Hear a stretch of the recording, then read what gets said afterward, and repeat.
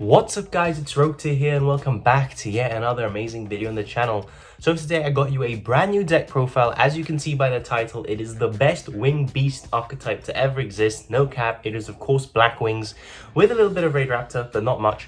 And this deck has an insane ability to flood the field, guys. All the Blackwings have the ability to pretty much special summon themselves for free and help you make your Synchros and Xyz monsters. And I can be showing you a combo later in the video that ends you with 2 untargetable boss monsters and multiple interruptions with only 2 cards in your hand. So absolutely ridiculous combo.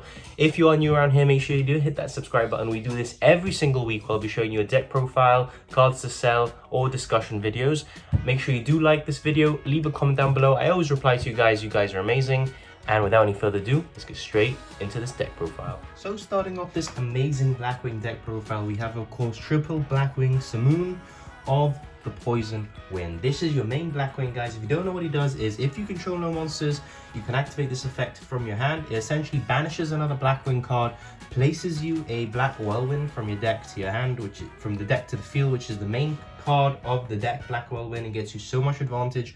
And then he immediately normal summons himself, doesn't take up your normal summon because this is a additional one, and then immediately gets you a Surge. So Blackwing Simoon is absolutely insane, and playing him anything less than 3 is incorrect.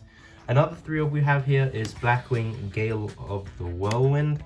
Why are we playing him? Well, because he basically special summons himself from the hand for free as long as you control another Blackwing that isn't Gale. This isn't a once per turn effect, so you can easily spam 3 copies of him from your hand to the field if you have 3. And also he can half an opponent's monster.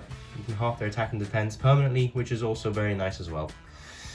Now moving on to the 2 ofs, we have 2 Blackwing Chris, the Crack of Dawn. Why are we playing 2 of him and not 3? Well, because his special summon is a hard once per turn, so you can only do it once per turn. If you open 2 copies, sadly you'll only be able to use 1, but he is protected from spells and traps once per turn. If he was to be destroyed, he won't be, which is once per turn. So anything like Conquistador on that just won't destroy him once, so it's kind of good protection to have him. And moving on for another 2 of here, we have double Blackwing Ouster, the Southwind. This is your main combo piece with your Simoon, because with your Black Whirlwind, you are going to be searching the Ouster. Ouster, you're going to be immediately normal summoning it, and then you'll get back your banished Blackwing that you did banish with Simoon for his effect, and that will get you another Black Whirlwind Surge. So it's absolutely amazing card. It's a tuner as well. So this and your Simoon equals your full Armor Master, which is again one of your best boss monsters for the deck. So that is why we're playing 2 Ouster. You don't need 3 because you just really don't. For another 2, we're playing double Bora. You can obviously play this at 3. Actually, I'd recommend you play this at 3. I only own 2 copies. If you just take something out and play 3, it's essentially another Gale. You can just special summon this card from your hand for free, and it's a level 4, so it is better than Gale. I only have 2 copies, but 3 is recommended. And yeah, he does piercing, so can come up.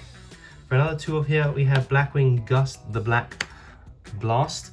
Yes, he does sort of have negative synergy with Simoon, but there are cases where you won't open your Simoon. Sadly, even though he is the best card in the deck, sometimes you're just not good enough to open him. And basically what that means is if they do interrupt your normal summon of the first Blackwing, since they all need a Blackwing monster on the field to special summon themselves, you're kind of screwed. So as long as you open this, you can special summon him for free as long as you control no monsters, and then you can normal your Blackwing. So that means even if they negate your normal, let's say they Solemn Judgment the normal, you still have a Blackwing monster on the field, which gives you the ability to go ham and special summon other Blackwings from your hand. Now for one of here, one Blackwing monster that doesn't actually special summon himself from the hand is Zephyros the Elite, but he's absolutely insane because when he is in the graveyard, he has the ability to bounce a card you control back to your hand to special summon himself. So this basically bounces back your Black Whirlwind for free, special summons himself, and then you can activate your Black Whirlwind again. Really, really nice card. You don't need him at more than 1 since he doesn't special summon himself, and you don't really want to be bricking on him. Now moving on to the actual one-ofs that special summon themselves from the hand, we have 1 Gladius, 1 Harmattan, and 1 Orochi. These all special summon themselves from the hand. This is probably the best one as it can modulate its level, but they all essentially do the same thing. And then for the last Blackwing in the deck, you know, on normal summon, he's a Monster Reborn, which is why we're playing him. It is 1 Blizzard, the Far North. And that rounds off the Blackwings, so really, really good lineup in my opinion. Of course, add the 3rd Bora if you do, and what you'd remove for it is you'd remove the Gladius and put in the 3rd Bora. that is it for the Blackwings. I'll be now moving on to the supporting engines. We have one Raider's Wing and one Singing Lanius. These are really good because they're just special summon themselves for free. Raider's Wing is essentially a Zephyros DD. By detaching a material, it can special summon itself from the grave, and Singing Lanius special summons itself as long as you have a winged beast monster on the field. So they're really free. Another two over here, we have the Phantom Knight package. We have one Silent Boots and one Ancient Cloak. You're going to be sending these off Rusty Bardish and gaining advantage, which is why we do play them. They are really nice. And that rounds off the monster lineup for the deck. Quite a lot of darks, which means your Allure of Darknesses will be live. Speaking of Allure of Darkness, we are of course playing triple Allure of Darkness. This really just helps you cycle through your Blackwings, banish them and bring them back with Ouster if you need. And your entire deck is essentially dark. We don't play any hand traps. I will explain that now when we get to the other spells. But yeah, triple Allure of Darkness, really free. We're playing, of course, triple of the Black Whirlwind. This is the best Blackwing spell that exists, to be honest. When you normal summon a monster, adds your Blackwing monster with less attack than the monster you normal summoned. And since they all special summon themselves from the hand for free, you're essentially just getting 3 extenders. So anything less than 3 again is incorrect. We're playing triple of the Forbidden Droplet. I know this card is very pricey, guys, but you can replace it with Dark Ruler no more. Forbidden Droplet is in here because since we don't play hand traps, we need those board breaker cards, since our opponent will basically be free to do whatever they want if we do go second. But going second, this deck is also insane, so it doesn't really matter. And we also have the Forbidden Droplets, which is probably one of the best board breaking cards at the moment. So triple Forbidden Droplet. It's also good going first if you draw it off of the Axes and Impulse. We have double of the Sales Ban. This basically helps protect you from hand traps during your turn when you are going first. And since we don't play any of the hand traps, it literally doesn't matter what we call. Since Sales Ban does prevent you from using that hand trap, well, that card that you named for the rest of the duel, it literally doesn't matter. You call Ash and you're protected from Ash, essentially. You call Nibiru and you can't be Nib. So really versatile card, and hence why I'm playing 2. I'm only playing 2 because it is a once per turn, and with Allure of Darkness, we do have a very high chance of seeing the Sales Ban. For another powerful 2 over here, we have double of the Triple Tactics Talent. This combos insanely well with Sales Ban if you can see your opponent's hand and then call a card that they have. I once triple tacked someone, and I saw their hand, they had 2 Veilers, and then I Sales Ban called Effect Veiler, and that was essentially 2 cards in their hand dead, plus the one I ripped off triple tack. So that was absolutely insane, and just more hand trap protection essentially. This deck can die to hand traps if you are nibbed and stuff like that, so you want to prevent that. Of course, for hand trap protection, we're of course going to be playing the one Call by the Grave. This card is a staple and helps really break opponent's boards. And going second is not that bad because you can call by something that your opponent needs a combo piece and get rid of it. And for the other one of here, we're playing one Monster Reborn and one Phantom Knight rank up. This is searchable, and this is just probably the best extender the deck could ask for. Just special summon anything and keep going. So that is why we're playing them. And for the one trap we do play, it is the one Shade Brigandine. You can actually play the Fog Blade, and I would suggest you do maybe take out one Allure of Darkness for the Fog Blade, because the Fog Blade is extra interruption that you can get. But for now, just playing the Shade Brigandine, it's free level 4 and makes your Time Thief redo an extra interruption during your opponent's turn.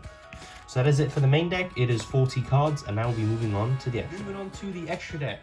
To start off with the links, we have one of the Rusty Bardish. He is absolutely insane since he gets you your rank up, gets you Phantom Knights in the grave, and gets you your trap for a free level 4. So absolutely insane card. And we're playing the one Wise Strix, essentially just as good as Rusty Bardish in a deck like this. Once it's link summoned, you can special a level 4 Dark Winged Beast monster from the deck. Can't be used as link material, but you're going to be using it as Xyz material anyway. So really nice cards. For your Xyzs, this is your Ultimate Falcon. You're playing the Arsenal Falcon package. So essentially, this is your Raid Raptor package along with your 4 Strix. So these are the 3 that you do play. You play the 4 Strix since it gets you any Dark Winged Beast to your hand. You play the Arsenal Falcon because that's what you're going to be ranking up your 4 Strix into. And then Arsenal Falcon can also special summon you a level 4 Winged Beast monster from your deck as well. And then it ranks itself up for free into your Ultimate Falcon, which I can't find my copy of at the moment, but just pretend that this is your Ultimate Falcon. Really good package, and I'd keep this in. I think this is pretty mandatory in a Blackwing deck now. Moving on for your other Xyzs, we have the Ark Rebellion and Raiders Night play. This is mostly for going second.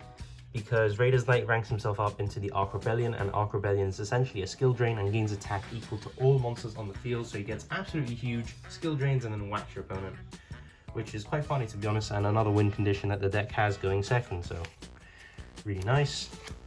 For your interruption Xyz monsters, we have the Time Thief Redoer and the Evil Swarm Nightmare.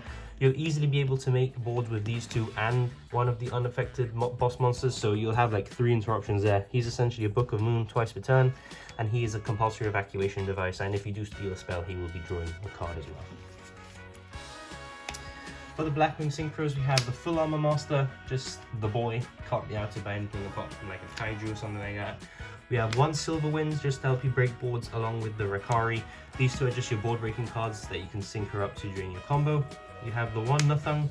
This guy gives you an extra normal summon, which is why we're playing him.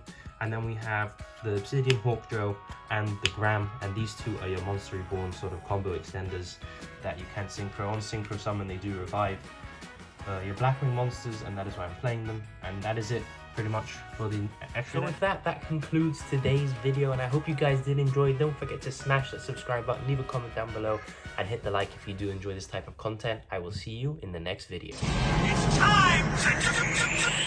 Let's go!